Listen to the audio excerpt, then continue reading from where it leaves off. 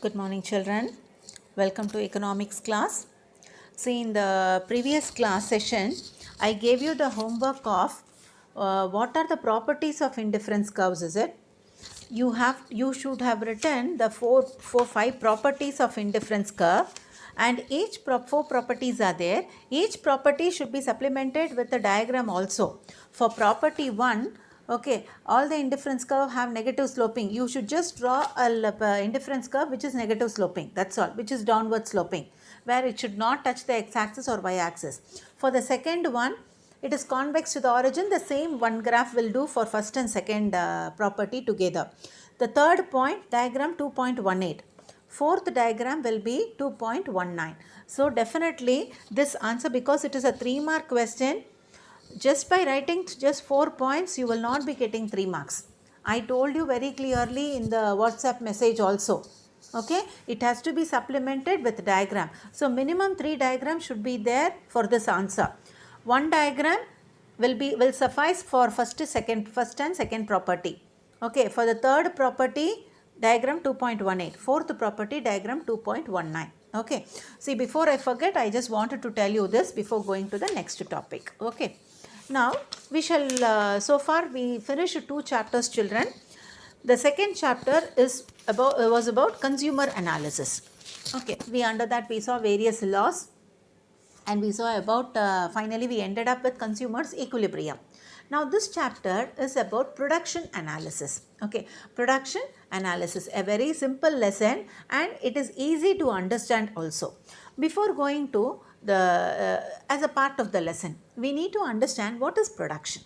Okay, because production is also one of the important subject matter of economics. Okay, where it is a subject matter. So consumption is one part, production is there, exchange is there, distribution is there, and last public finance is there. So it is very important for us to understand the process of production and various analysis with respect to production. Production is basically what? The various inputs are converted into outputs. Okay, the material and immaterial inputs, okay, are pulled together to make output. The output is for what purpose? It is for consumption purpose. Okay, now production, it is a cooperation of all the 4 factors of production. Before that, let me just tell you what are the 4 factors of production, because on and often whenever I talk about factors of production, I keep on reminding you. The 4 factors of production are land, labor, capital, and organization. These are the 4 factors of production. Even if I wake you in the sleep, if I ask you this question, you should be able to answer this. Okay, so these 4 factors of production are put together, and the result of the combination of these 4 factors of production is nothing but output. This process, you call it as what? Production process. Again, production, with respect to production, it can be small scale production or large scale production, that is different. Okay, now let us understand what are the features of production, what are the features of the factors of production. I told you there are 4 factors of production. What are they? Land, labor, capital, organization. Now, out of these 4 factors of production, first is land.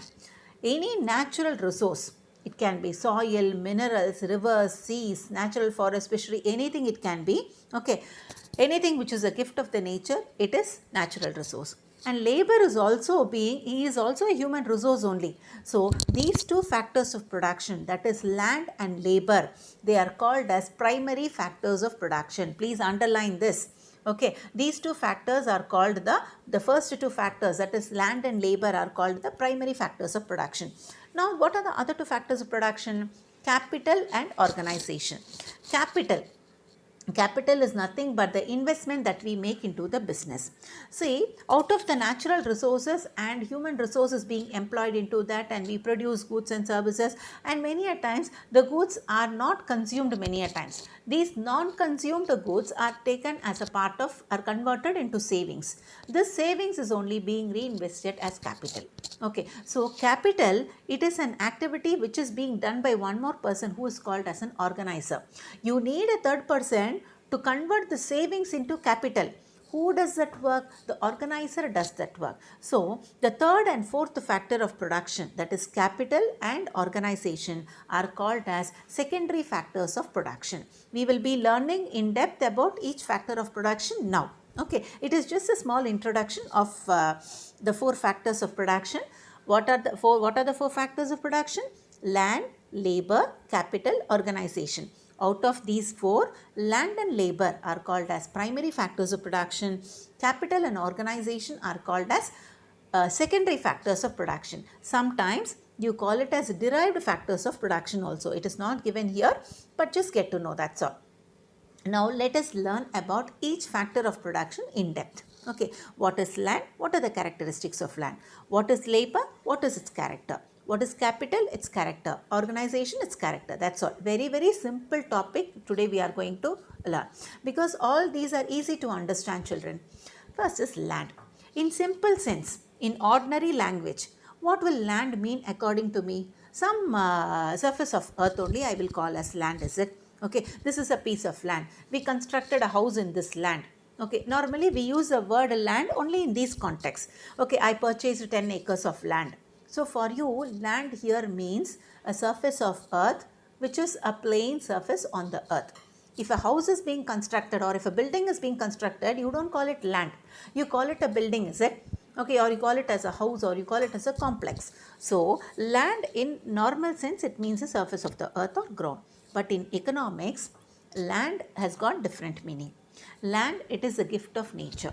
Okay, everything which is owned by nature. What is owned by nature? Land is owned, forest is owned, soil, natural resources, whatever is beneath the ground, that is the natural resources. Okay, seas, rivers, forests, fisheries, rain, everything is natural resource. Okay, all these resources, is man owning all this? Definitely no. All these are owned by nature. But who controls all these resources? It is controlled by man. It is controlled by human beings. Okay. So, does it yield an income? Yes, it yields an income. So, such a type of resource you call it as land. So, what is land in economics? It is a gift of nature. It is owned by nature, controlled by human beings, and it is giving an income. Okay, that is called as land in economics. Now, if our natural resources are very rich, we are getting good amount of returns. Okay, and if the quality of the natural resources and the quantity of agricultural wealth, okay, is very good, that is if the soil, climate, rainfall, everything is good, what is our returns? Man is getting good amount of returns from that. So if we have a good amount of mines, oil mines, coal mines, water mines, electricity production is there, so man is getting benefited, okay, by applying his efforts on the land. Okay, and that these natural resources are collectively called as land in economics. Now, land has got certain features. Okay, you might think, okay, land is what? All these together, you told me all these natural resources are land. Then why do you have to tell features? Okay, it is understood, but land has got certain intricate features in itself. What are they? First is, land is a primary factor of production. Before 2 minutes back, I told you, is it? Land is a primary factor of production. What is the other primary factor? Labor. The second point is, land is passive factor of production. Of the four factors of production, land is a passive factor, which means that, okay, land cannot produce agricultural commodities by itself. Land cannot automatically convert into houses. Okay, so it is a passive factor, but land is needed for agricultural activity, for industrial activity, for any economic activity. You need a place, is it? Without that, you cannot do it. So, it is not an active factor, it is a passive factor. You might have learnt in English, is it? Active, passive. Okay, active means something which is very active and which is vigilant. Passive means which is dormant, which is inactive. Okay, but you need someone to act on the land. So land is a passive factor of production. Next is, it is a free gift of nature. No one has created the earth. It is by nature. It is nature has given that rainfall.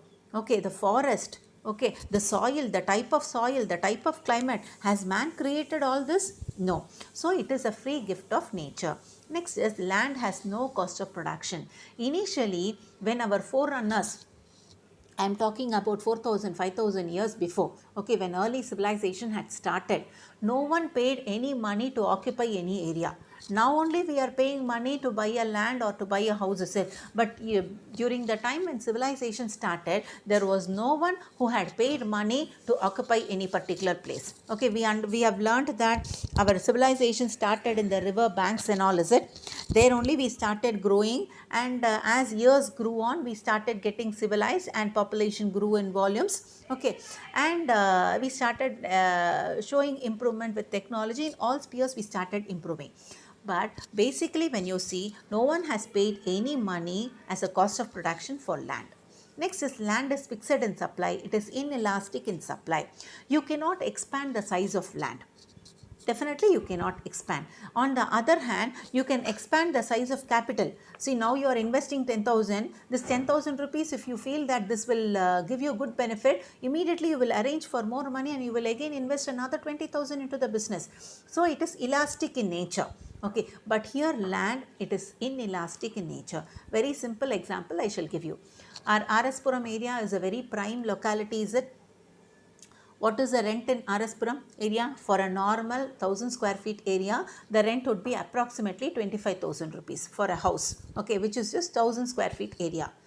Just because you get a good amount of rent in RS Puram area, will you be able to increase the land size from 1000 square feet to 1200 or 1500 square feet? It is not possible. Basically, you cannot expand. Elasticity means what? The effort with which you can pull or you can increase the size. It is not possible. So, land is inelastic in supply. Next is, land is permanent. See, land will remain as land only. Even if you destroy, okay, you construct a house, after a few years you demolish that, okay, still land will remain as land only. So it has got permanent existence. Next is, it is immovable. I need not explain you this. Can you move land? It is not possible to move land from this place to another place. Just because RS Puram area is very well developed, can I move the RS Puram area to Kanuvai area? It is not possible. Next is, land is heterogeneous as it differs in fertility. See, when we look into the type of soil which is of the land, the soil which is available in different parts is different. Okay, you cannot observe homogeneity in the soil, and the fertility of the soil also varies, because and the climatic condition also varies from one place to another place. The amount of rainfall that one place gets varies from that of the other place. So it is heterogeneous in nature. Heterogeneous means what? Something which differs.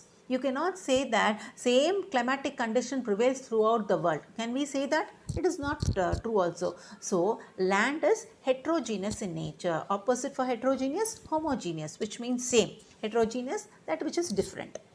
Next is, land has alternative uses. See, for example, you have 10 acres of land. This land, you can utilize it for different purposes. Okay, suppose if you are an agriculture, you have the inclination to produce agriculture commodities, you can put that land into convert that land into agricultural land. On the other hand, now you feel that agriculture is not prosperous and somehow you do not want to do that. So you can construct an industry in that land. So, or else you do not want to construct industry also. You just wanted to leave it barren. You wanted the animals to graze. You can do that also. So land could be put to different alternative uses. Next is, land is subject to law of diminishing returns. Law of diminishing returns means, suppose for example, in a piece of 1 acre of land, you are employing 100 workers. This 100 workers, they produce 1000 tons of commodity, 1000 tons of rice. Let me take 1000 kilograms of rice. You are employing 110 people. Again, the quantity of output increases from 1000 to 1020. Again, you employ few more people. It increases from 1020 to 1050. Again, you employ some more people in the same piece of land. From 1050, it increases to 1100. Now, beyond a certain level, okay, what will happen is, the amount of, even if you are employing more and more number of persons into the piece of land, the output will remain the same only. The additional output that is obtained, okay, which I call it as marginal output, will start decreasing. When I increase one individual into the land, what is the increase in the output? That you call it as marginal output. That will start falling. Okay, just because you are employing more number of workers, output will not increase because there is a capacity for the land also. That will start diminishing. The returns from the land will start diminishing even if you employ more number of workers. This you call it as law of diminishing returns. When that particular topic comes, I shall deal this in depth. Just understand this concept, whatever I meant to tell you.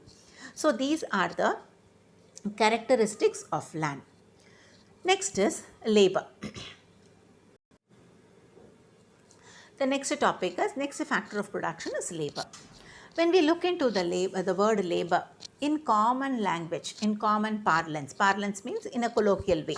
Okay, labor, whom do we mean as labor? A person who does a manual work, you call him as a labor, is it? A person who is working in an IT firm, okay, you who is a software engineer, will you call him a labor in common parlance? In ordinary language, okay, your brother or sister is working in a software firm. Will you call him as a labor? Normally, we don't mean him as a labor, is it? On the other hand, a construction worker is working in your construction spot. You will definitely call him as a labor. Okay, so in common parlance, in ordinary sense, we use a labor, the word labor, for unskilled laborers. Okay, for unskilled workers only we use labor, that is manual work, where they involve more of physical exertion to that work. For such works only we use the word labor. But in economics, the word labor has got a wider meaning. Okay, what is the meaning of the word labor? See, you look into the picture. Here, this person we normally refer to as labor, is it? In economics, in normal, in common sense. But in economics, labor refers to any work, okay, any work which is undertaken by an individual with the intention of earning an income. Okay, if you are doing any work with the intention or for securing an income or reward, okay, the reward can be anything. Okay, for if you are undertaking any work, that you call it as labor. Okay, so labor can be, the work can either be manual work or it can be intellectual work also. See, for example, an IT personnel is also referred to as labor in economics because he is putting his intelligence into the work and getting a reward called as salary. Okay, whereas a rickshaw puller or a person who works as a cook, okay, or a construction worker, he puts his physical work into the work, his physical effort into the work, and he earns an income called as wages. Likewise, the service, the work of a doctor or a teacher or an engineer, here everywhere only intellect is being put as investment, okay, for securing an income. So in short, the type of work performed by laborer for earning an income is called as labor. Labor in economics, it refers to any type of work. It can be manual work or intellectual work. Okay, you are getting a reward for your labor power. The definition for labor is given by Alfred Marshall. Labor represents services provided by the factor labor which helps in yielding an income to the owner of the labor power. Very simple definition. What is labor? It represents what? It represents a service. Who is providing the service? The factor of production called labor. Okay, labor is a factor of production, is it? That is why they have used the word, it is provided by the factor labor. The factor labor is providing the service. Okay, by providing the service, what are you getting? Getting yielding. By doing the service, you are getting an income. It is yielding an income. To whom the income is getting yielded? The income is yielded to the owner of the labor power. If I possess the labor power, I get an income, not my son. Okay, if you possess your labor power, you are putting your physical strain and your mental strain into the work, you will be getting a salary, not your mother. Okay, so the owner of the labor power will get an income. This is called as labor. That's all. Now, characteristics of labor, like how we saw characteristics of land, let us see the characteristics of labor here. Labor is an animate factor of production. That is, in Tamil you could call it as uirulla. Okay, where it has got life. Okay, the labor power, it has got a life in it. That is a factor of production. It is a life. It is not a lifeless one. Land is a lifeless one. Capital is a lifeless one. Okay, this has got life in it. This is a living factor of production. It is an animate factor. That is why you use the word animate. Next is labor is an active factor of production. When we saw land, land we called it as a passive factor of production, but whereas labor, it is an active factor of production because he physically does that work. Action is there being done by the labor. Labor implies several types. When we call labor, what are the two types? Manual labor and intellectual labor. Next is labor is perishable. Perishable means what? Something which can be destroyed after some time. Okay, which goes unutilizable after a period of time. It is true that when you are young, you'll be able to work well. When you become old, what happens to your labor power? It starts deteriorating. Okay, your capability of working diminishes. Okay, so you become perished. After a few years, it becomes perishable. See, you might be a very good lawyer, you might be a very good chartered accountant, or you might be a good leading doctor. But after a few years, all those skills goes away from you because of the age factor. So they say that labor is perishable. Labor is inseparable from laborer. See, when we talk of labor, okay, and laborer, you can never separate labor from the laborer. Okay, labor is a work service which is being provided by the labor, and laborer many a times it is used to mean the man who has that labor power in him. Okay, so many you can you separate the service of a doctor from doctor? It is not possible. Can you separate the work of a teacher from work of what is the work of a teacher? Teaching. Can you separate the task of teaching from a teacher? It is not possible. So these both are inseparable. Inseparable means what? Something which you can never separate from each other. Next is labor is less mobile between places and occupation. See, when you can move the mobility of labor is there from one place to another place or from one occupation to another occupation. See, you are in one job, when you get a better job, you move, is it? That is possible. And you are in one place, after some time you go to another place for working. So it is mobile between places and occupation. Next is labor is a means as well as ends. It is a both cause of production and consumer of the product. It is true, is it? Okay, why are the goods being produced? It is being produced for consumption. Who consumes the goods? Human beings only consumes the goods. And who are the laborers? The human beings are the laborers. So these human beings are only the cause for producing the goods and services, and these goods which are produced is being utilized by whom? By the human beings only. So the human beings are the cause, whom we call as labor or human resource. Okay, these people are the cause of production, as well as they are the consumers of the goods that are being produced. Okay, next is labor units are heterogeneous. Labor differs in ability. It is true that the ability of one person is not the same as that of another person. They differ in their ability. So this is also heterogeneous. Heterogeneous means what? Something which differs. Okay, see, there are 50 children in a class. Can I say that all the 50 children are of equal capability? Definitely no. So each one differs in his abilities and capabilities, is it? Next is labor supply determines its reward, that is wage. It is true here. See, land, I told you, it is inelastic in supply. Here labor supply, suppose if there are more number of people ready for a job, okay, see, there is one vacancy, there are 100 people who are ready to work in that particular job. So automatically what the entrepreneur can do, he can fix up a low salary so that there are many people who are ready to take up this job. Okay, so salary is flexible here, it is elastic. On the other hand, okay, the supply of labor, you want labor for a very specific task or a specialized task. Okay, you do not have laborers for that particular specific. See, for example, we need a person for artificial intelligence. Okay, the supply of artificial intelligence candidates are very less in number. So what will happen? Automatically the reward that is to be paid for that particular individual who is qualifying for that post will be very high, because the supply of labor is very less. So the supply of labor will decide the reward for the labor. Reward here, what is the reward for labor? Wages is a reward for labor. Next is labor has weak bargaining power. See, suppose for example, if the laborers are collective in nature, they have a better bargaining power. But if it is a single labor, he has got a weak bargaining power. Very simple.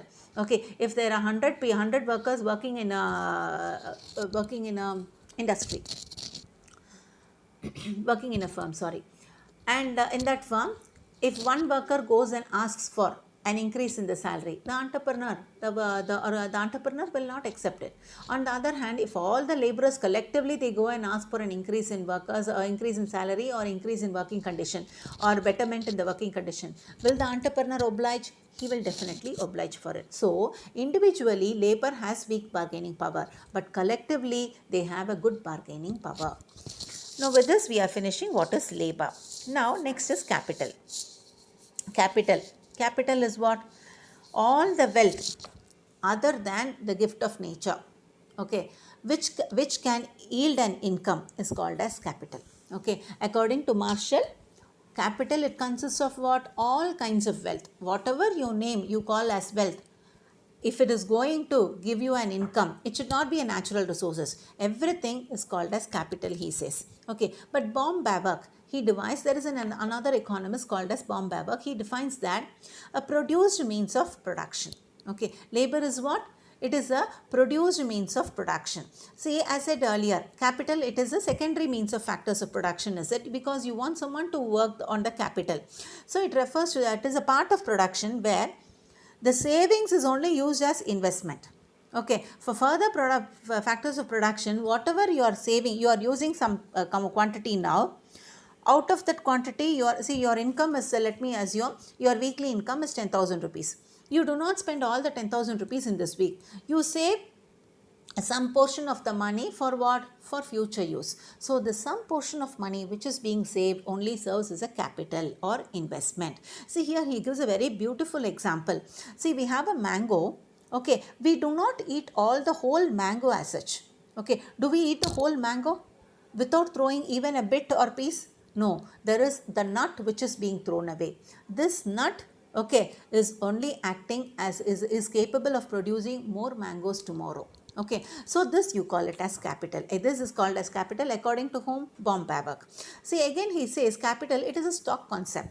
Okay, all capital is wealth, but all wealth is not considered as capital. Please underline this and keep. Okay, all wealth, whatever you have, okay, you might have land, building, machinery, plant, okay, everything can be taken as wealth. But all wealth you cannot convert into capital. Here a small example is given. You have a tractor. Okay, tractor, it is a capital asset. Okay, it is a capital as long as you use it in the for production purposes. Okay, if you are going to utilize this tractor for your production purposes, it is called as a capital. But because of outdatedness, as technology increases, this capital, this tractor is remaining unused for some time. It becomes an ideal capital. Here you don't call it as capital here because it is not put into production process. You just call it as wealth only. Because you have invested some amount of money. When you dispose it off, you will get some amount of money. So it is considered to be what? A wealth only. Okay, so that is the reason they say all capital is wealth, but all wealth is not capital. Next is characteristics of capital. Capital, is it man-made or nature-made? Gift of nature? It is man-made. Okay, man only saves and converts money into capital. Next is capital mobile from places to places? From person to person? It is true. Capital has got the highest mobility. See, all of a sudden you have money with you. Immediately you feel that you wanted to send money to your friend who lives in some other country. Will you be able to transfer the money? Definitely it is, you'll be able to do it because capital has got the highest transferability, mobility otherwise. Next is capital is a passive factor of production. Capital, if you have 1 crore money with you, this 1 crore cannot by itself go and do the business activities. You need an entrepreneur to work on the capital. So capital is like land, is also a passive factor. Its presence is needed, but you want someone to work on the capital. So it is a passive factor of production. Next is capital supply is elastic. I told you, okay, you are investing 1 lakh rupee in the business. This 1 lakh rupee is giving you good amount of profits. Say for example 40% profit you are getting. So you wanted to invest huge amount of money because you're getting a good amount of profit. So immediately what will you do? Immediately you will dispose of your wealth and convert that into capital and invest more money into the business. So what happens? Capital is elastic in nature. You'll be able to alter the volume of capital when you feel there is a change in the profit or the returns that you get. Next is capital's demand is derived demand. Okay, see, when there is the demand for capital, it is derived. You have to create the demand for the capital. It cannot all of a sudden by itself create a demand for the capital. Capital is durable. You are investing money into land and buildings. This land and building has got life, durability. Okay, it can last for so many. You are investing money into plant and machinery. Today you are investing, this year you are investing. Will you be able to do the production with plant and machinery only for this year? No. The utility of the plant and machinery is felt for years together till the plant and machinery loses its productive capacity.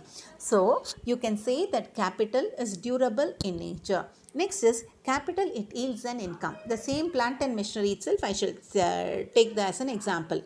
See, this capital which you are investing into the business, it produces certain goods and services. With this goods and services that is being produced, you are able to sell that and you are able to get returns out of that, which you call it as profit. So capital, is it yielding an income? Yes. So capital yields an income. Next is capital depreciates. It is true.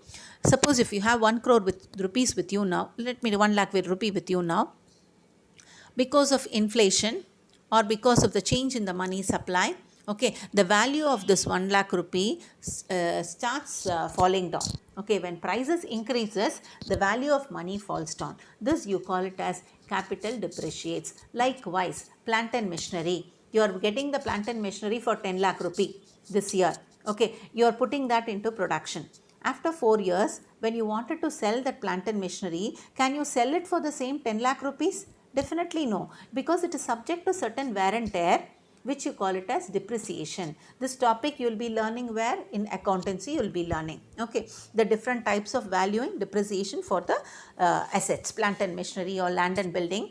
Okay, you'll be, so capital which has taken the form of land and building, or even if it is in the form of cash also, it is subject to depreciation. Okay, so these are the characteristics of capital. Next is capital may be tangible or intangible. If the capital is just takes up the form of land, building, plant, machinery, you call it as tangible capital. On the other hand, you are investing good amount of money on training. You are undergoing a good lot of very useful training. Because of the training, you are able to implement so much of new technologies into your business. As a result of that, your business is flourishing.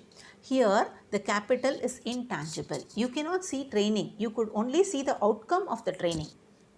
Advertisement. You are investing good amount of money in advertising your commodity.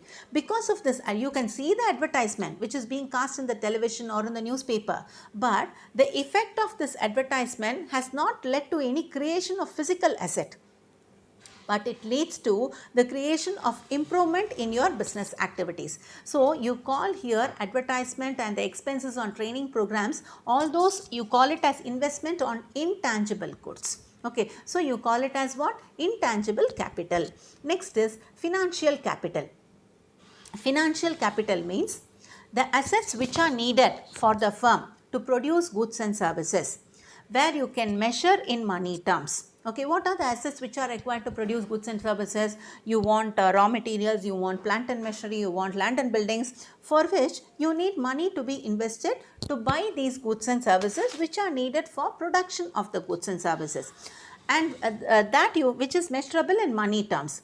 Normally, this money, this capital, which is raised through debts and equities. You invest this capital by borrowing from your friends or through debentures or by raising equity shares. Okay, so this you call it as financial capital. The prime aim of this financial capital is to what? Is to have a mass wealth, that is huge wealth in terms of profit. So with this we are finishing. What is capital? Next is organization. The fourth factor of production.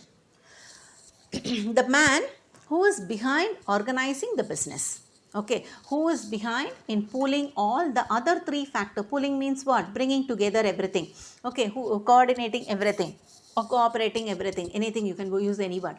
Who is responsible for organizing the business is called as an organizer, or otherwise you call it as entrepreneur. The spelling here is ENTREPRENEUR. Okay, you need to pronounce this as entrepreneur. Okay, don't pronounce it by the way you spell it. Okay, The organizer, he is the most important factor of production because he is possessing a special type of labor where the reward for this entrepreneur is called as profit. Okay, the reward for land is rent. The reward for labor is wages. The reward for capital is interest. The special reward that the organizer gets is nothing but profit. If the organizer is a person with good caliber, he gets a good amount of profit. Okay, because he is a person who runs the business and he is a person who bears the risk which is associated with the business. So, reward for him is what? Whatever is left after paying all the other factors of production, that only he takes it as a reward. This reward can either be positive, which means profit, or this reward can either be negative also, which means loss. Okay. Now let us see the functions of an entrepreneur. What are the functions which are done by the entrepreneur? First is initiation. The entrepreneur or the organizer is the initiator of the business. Initiator means what? The person who starts the business. He is the reason for the inception of the business, for the starting of the business. He is the person who checks the availability of the resources. He is the one who plans the entire process of the business or the production. Next is entrepreneur, a successful entrepreneur. Whom do we call as a successful entrepreneur? He is a person who brings innovation into his business, who brings new methods into the production process. Okay, look, understanding the need of the people, if an entrepreneur is changing his product according to the needs of the consumers, then he will be a successful entrepreneur. And who does the innovation? Does the worker does the innovation, or is land doing the innovation, or is the capital doing the innovation? No, it is the entrepreneur who does the innovation. So entrepreneur is also called as an innovator. He does the innovation process. Next is coordination. Coordination is what? Bringing together all the factors in the right proportion. The entrepreneur is a person who has to find whether labor has to be put more or whether capital has to be put more, and he is a person who has to combine the factors of production and run the business, okay, in a profitable manner. Next is controlling, direction and supervision. He controls, okay, nothing, no activity should go away from his purview. Okay, all the activities which is done by the entrepreneur will be aimed at what? Achieving the goals of the organization.